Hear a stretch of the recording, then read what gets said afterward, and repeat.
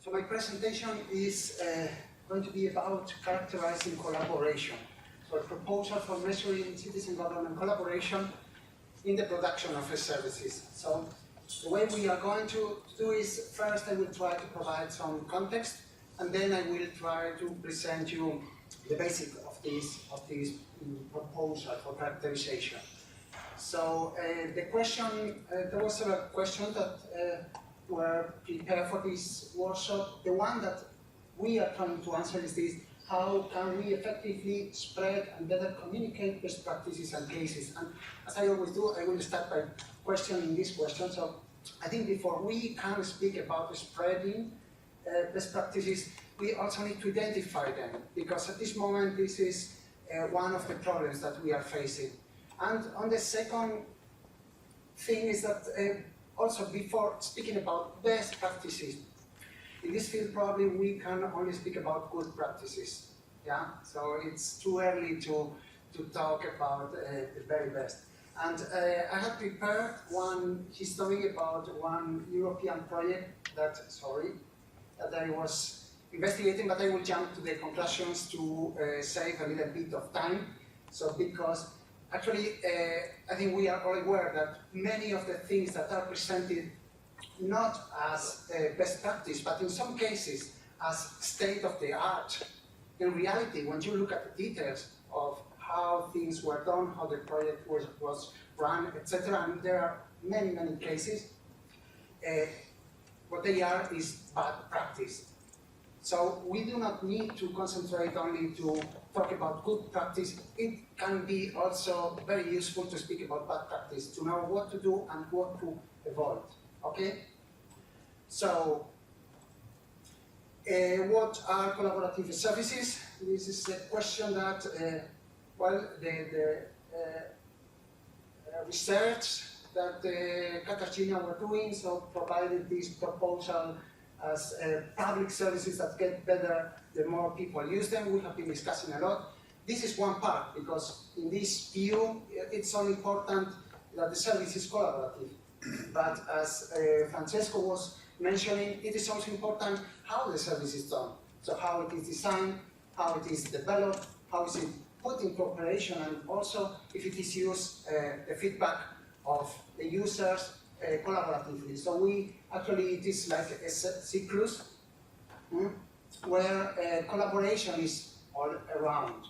And how we measure it, we have been discussing. And also this report from the European Commission makes some proposals, but what we can say actually is that we do not know how to measure. It is very, very difficult. So there are some proposals on the level of providing data, open data, but as soon as you try to go a little bit further, so how do you measure uptake and collaboration, it is not really working. So this somehow is very, very much related to the field of open government. And so it could be said that we are speaking with two names of the same.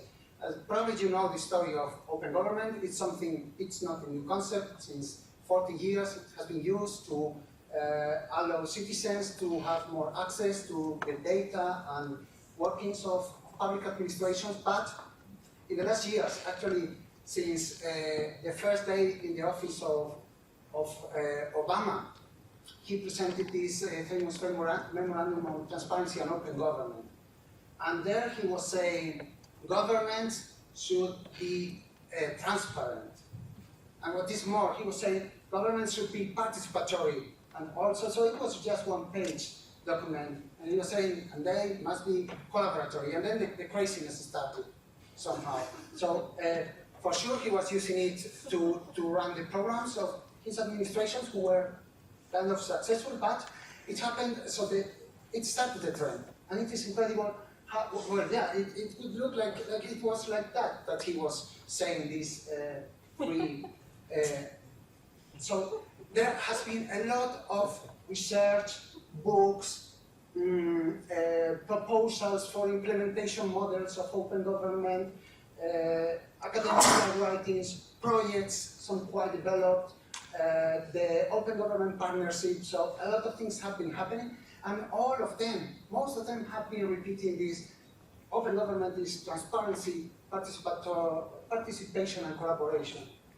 And this is very nice. And we have to recognize that how Obama expressed it was very powerful on the marketing level. But from our perspective, there is a problem that this view of like three steps model going from transparency to participation and collaboration has several problems. On the one hand, so it is very convenient for governments who are not really willing to push open government and participation, because they can say, well, we are concentrating on open government, we are open our data sets, and we will come later. And what they are doing is just providing rhetorical support to the higher levels. But the main problem is that actually, well, we will show it, that participation and collaboration, who were presented as two different things, in reality are the same. So participation is collaboration, and collaboration is participation, or they are not. So they are like two, how do you call it, Siamese twins, so you cannot have one without the other. And it is funny because all these documents, sometimes it is incredible how each of them tries to express in a different way what is participation and what is collaboration, and why participation is first and collaboration second. And some say, well, participation is to have Facebook profile or social networks, and then if you do not have good concepts, it is very difficult to really advance. And the final problem is that it was presented as 3 steps, and being in step 1, transparency, is already a lot, but this is not the truth. So transparency, opening data, is really useful once you can really start acting upon it.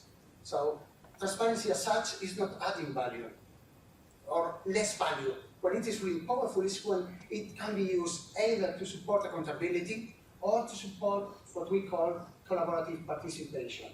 So by now, I think you all understand why our proposal is to try to understand better what we speak about when we talk about collaborative participation. Okay? So let's go to the model. So it's just 2 more slides. Well, no, 3.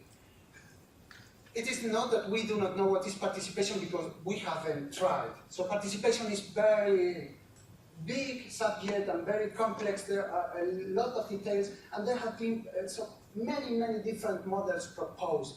From the very basic from Einstein, very famous, from '69. So there have been a lot of scales, cubes, spheres, whatever.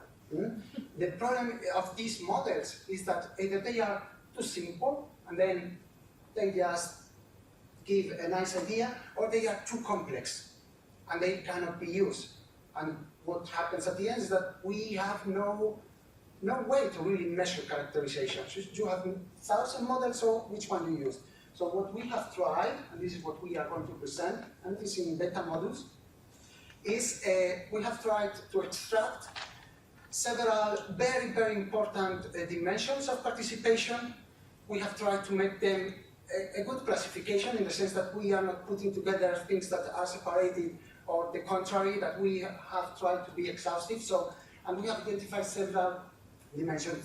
This can be used for any participatory process or policy, but it could be used for this collaborative service. Okay? So the first dimension is the typical from Einstein. So it answers to the question of what, so the intensity of collaboration. It moves from manipulation, which is a false participation, to the levels of consultative participation, information, consultation, advisement. Most exercises that are run do not go to the level 3. So here you are just asking for some information, but you are not necessarily really establishing a collaboration with your partners. And then we have the higher levels, where increasingly you are giving some power, so the decision maker keeps the responsibility for monitoring what is happening, but somehow you are giving power. So there is, between consultative participation and collaborative participation, there is what we call the transparency cliff. So it is difficult to go to real collaboration if you are not really having transparency. So transparency is important precisely for that reason. For sure, if participation is not working, what you have in the other levels is conflict. As well, as for example, in Spain, government is about to see what can be conflict, but this is not relevant for this model. When would be the moment in the policy cycle? So, these are the typical 5. In the case of collaborative government, it could be the 3 different stages that Francesco was proposing, but it could be the when. The who is probably the more complex, because this is where the more differences can have. And we need really to understand who was participating. It is not enough to know, yeah, we ask, yeah, but how, who, how much. So, and there are different dimensions, so here you will need to make some kind of sociogram, some stakeholder analysis to try to get the most important characteristics of the participants.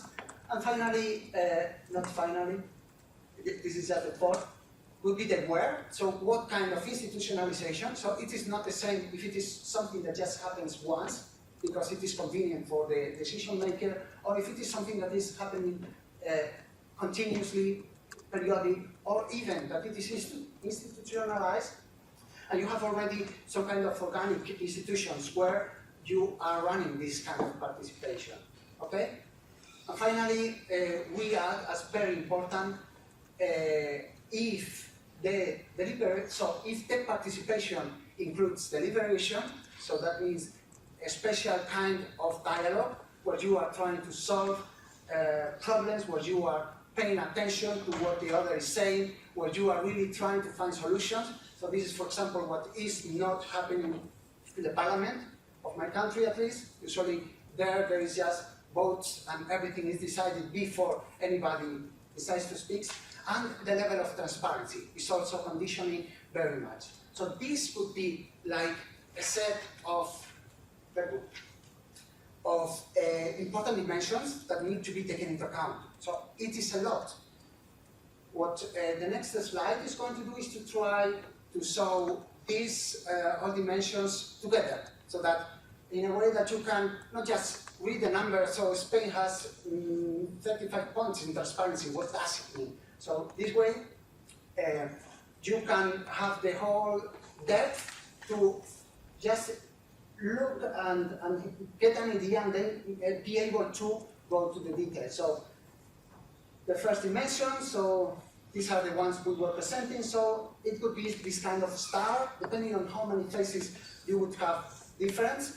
It is representing the lower level and the higher level, because usually when you are making participation, there are components, for example, of information, and also components of collaboration. And this way you can show for each phase of the policy development process, you can show what intensity, if there was deliberation, what kind of transparency was in place, okay?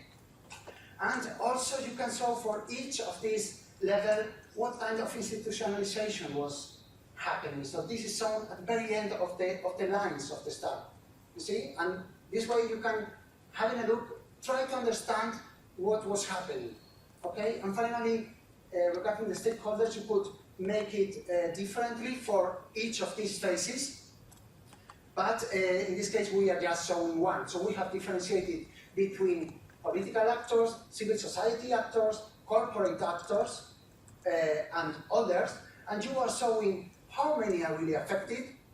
So this would be the people that eventually, stakeholders that could be taking part, be it parts of administrations or be it citizens or whatever, how many were really participating and the influence that they were having. And additionally, it is very important for participation how you are selecting.